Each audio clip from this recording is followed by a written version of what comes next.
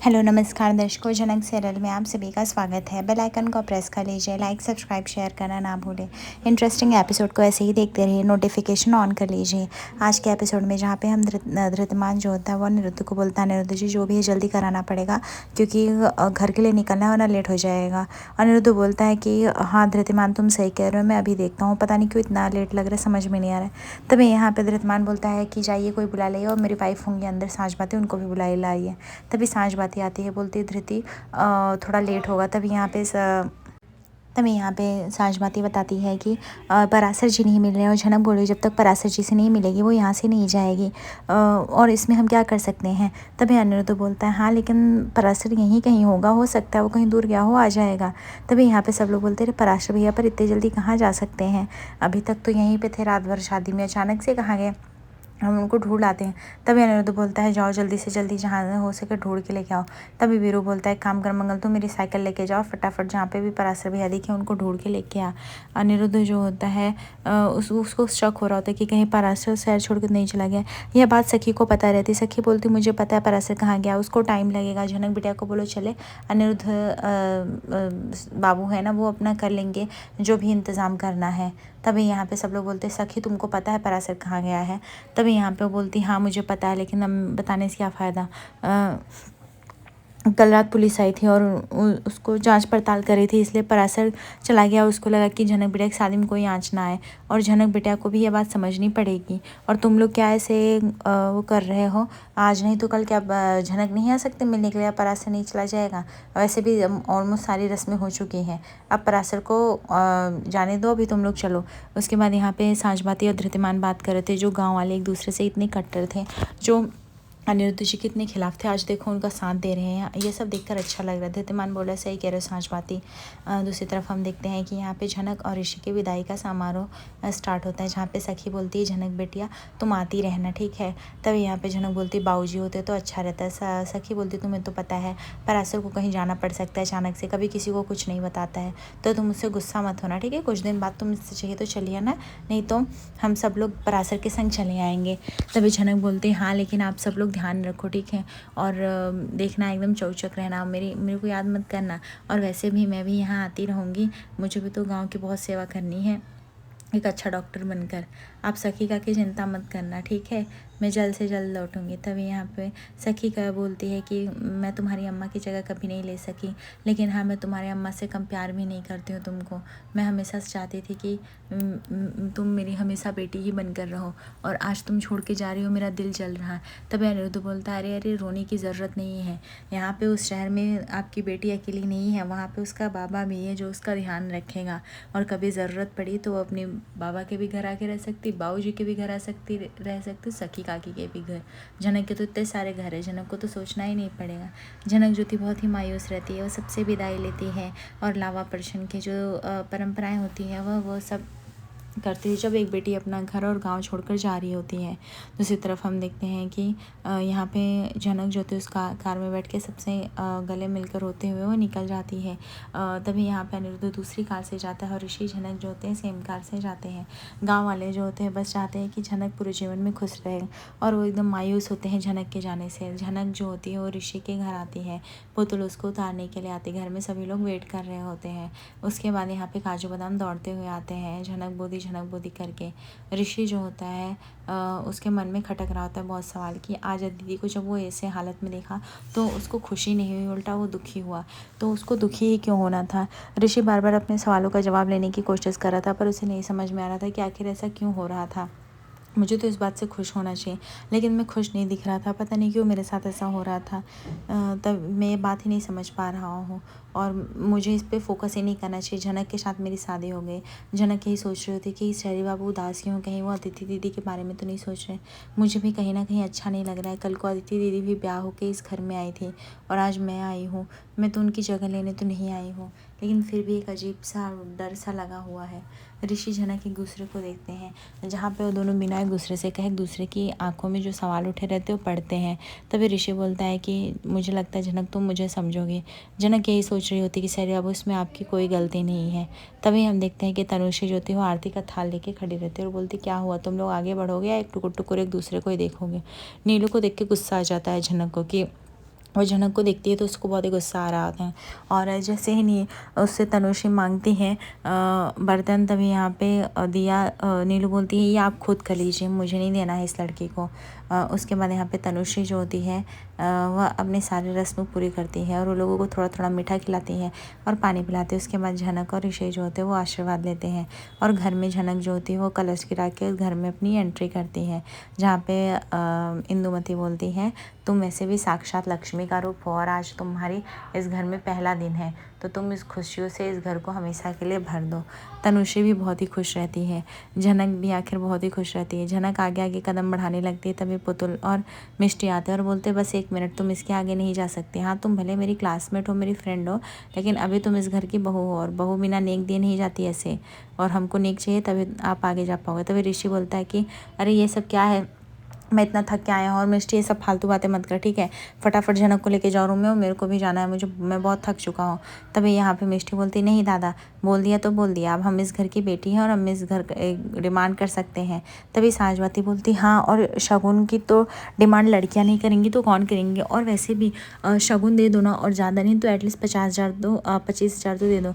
ये सुनकर जेठू बोलते क्या बोल रही 25,000। ऋषि बोलता है अरे मेरे पास इतने पैसे नहीं, मेरे पास इतने पैसे होते तो क्या मैं यहाँ होता, नहीं नहीं मेरे पास नहीं है पैसे।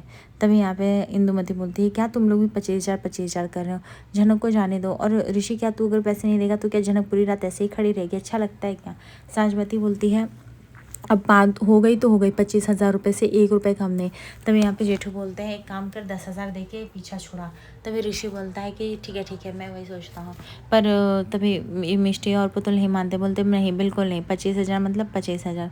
अभिमन्यु बोलता है देखा ये लड़कियों का कैसे इनको, मुझे तो ऐसा लग रहा है जैसे कि मानो तनु और बोधी को भी चाहिए वो, इसीलिए वो लोग एकदम शांति से सब कुछ सुन रहे हैं तमाशा और साथ दे रहे हैं। तभी इंदु बोलती है अब ऋषि जब वो लोग मांग ही रहे हैं तो दे दो, कौन सा शादी रोज़ होता है और रोज़ फंक्शंस आते हैं। तभी यहाँ पे धृतिमान भी बोलता है हाँ ऋषि तू दे दे। यह देखकर ऋषि जो होता है धृतिमान को बोलता है बस करिए, आपने अपनी शादी में तो कुछ खर्चा नहीं करा और मेरी शादी में इतना करा रहे हो।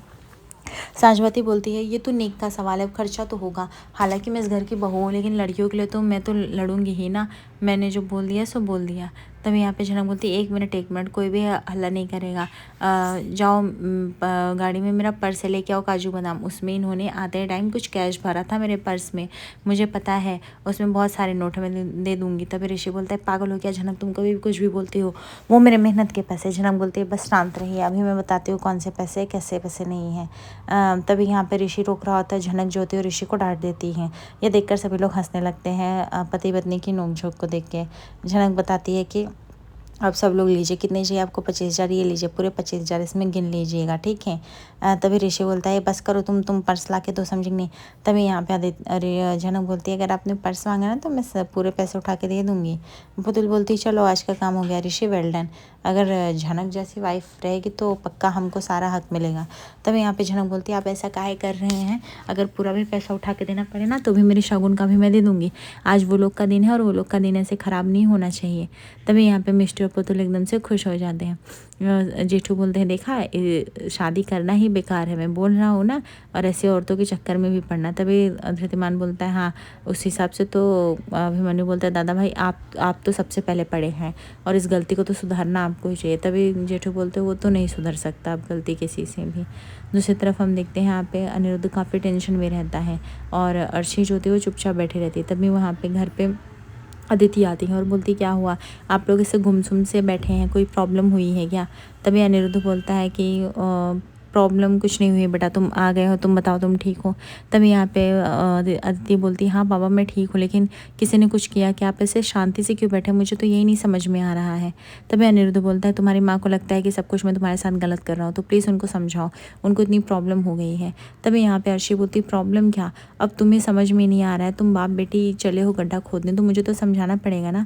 और अदिति तुम क्या पागल हो, तुम्हें नहीं दिख रहा है, तुम्हारे बाबा तो चलो छोटी बेटी के प्यार में बह रहे हैं, कर रहे हैं सब, क्या तुम्हें नहीं समझ में आ रहा है, तुम अपने पति की शादी उसके सामने देख के आए, उस लड़की के सामने तुम्हें कैसा लग रहा है, तुम्हें अच्छा लग रहा है क्या। तभी अदिति बोलती माँ ये कैसा सवाल हुआ, मुझे अच्छा लग रहा है बुरा लग रहा है, पर ये कोई पॉइंट ही नहीं बनता है, मैं वहाँ पे खड़ी हूँ जहाँ ये सब सवाल का होना ना होना एक बराबर है। तभी हम देखते हैं कि यहाँ पे अदिति बोलती है कि मैं वैसे भी बहुत परेशान हो चुकी हूँ, अब आपके और सवालों का जवाब देने का मन। अर्शी बोलती हूँ रियली, तो मैंने क्या किया? तुम्हें चाहिए था कि ऋषि तुम्हारे साथ रहे, जो कर सकी करती रही। तुम्हें पहले झनक से प्रॉब्लम था, जो कर सकी करती रहो। अब मैं तुम्हारे लिए विलन बन गई, हाँ, और तुम इतना बदल कैसे सकती हो? अदिति मन ही मन सोचती है कि माँ मैं नहीं बदली हूँ, पर मैं क्यों करूँ, आपको नहीं समझेगा। मुझे सिर्फ ये देखना है कि क्या ऋषि मुझे छोड़ के कभी खुश रह पाएगा। उसको लगता है कि झनक मुझसे बेटर है और वो बेटर डिजर्व करती है। मैं अब उन लोग के बीच नहीं आना चाहती, वो लोग खुश रहें, लेकिन भगवान कभी ना कभी तो ये सच दिखाएगा ही।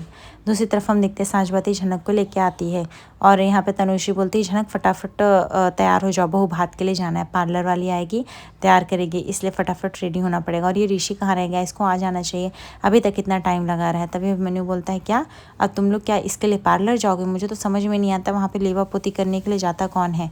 तभी तनुश्री बोलती है क्यों, क्या इसमें क्या खराबी है अगर हम पार्लर चले गए तो? और अगर हम लोग नहीं सजेंगे तो कौन सजेगा, हमको तो जाना ही पड़ेगा ना।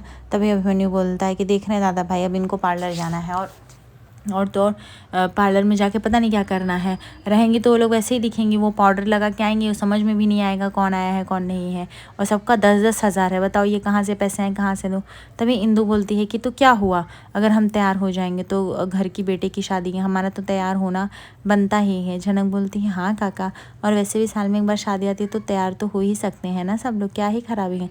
तभी यहाँ पे मुखिया जी बोलते हैं बस करो, तुम्हें समझ में नहीं आता है हंस रही हो की करके, तुम अब इस घर की बहू हो, तुम्हारे लिए कुछ लिमिटेशंस होते हैं, ठीक है। और मेकअप वेकअप कौन करता है, हाँ, विदाउट पैसे फिजूल के खर्च होते हैं और बिल्कुल भी अच्छे नहीं लगते हो आप लोग। तभी यहाँ पे अभिमन्यु बोलता है और एक बात तो समझ में आती है, चलो सांझबाती सज रही, पुतुल सज रही, झनक सज रही, चलो अभी ये लोग बच्चे हैं, लेकिन भूती आप और तनु तुम लोग की एज ही क्या है जो तुम लोग सजा रहे हो? आप लोग को देखेगा ही कौन, कोई नहीं देखेगा। यह सुनकर तो तनु को भी गुस्सा आ जाता है, इंदुमती को भी। दूसरी तरफ यहाँ पे अनिरुद्ध बोलता है बेटा मुझे अच्छा लगा तुम वहाँ पे आई, मुझे इससे ज़्यादा कुछ भी नहीं चाहिए। जैसे ही मिष्टी अंदर आती है वैसे ही जेठू और चिल्लाने लगते हैं कि पढ़ाई लिखाई नहीं करनी है क्या।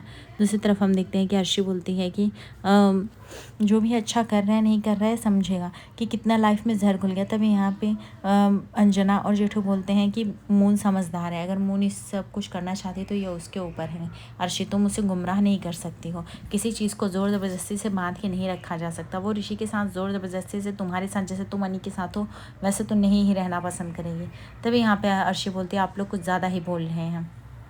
अनिरुद्ध बोलता है मैं जा रहा हूँ, मुझे किसी से कुछ बात नहीं करनी। तभी यहाँ पे अदिति बोलती है बाबा आप चिंता मत कीजिए, आपकी छोटी बेटी की पग फेरी की रस्म होगी और सारी तैयारी मैं करूँगी।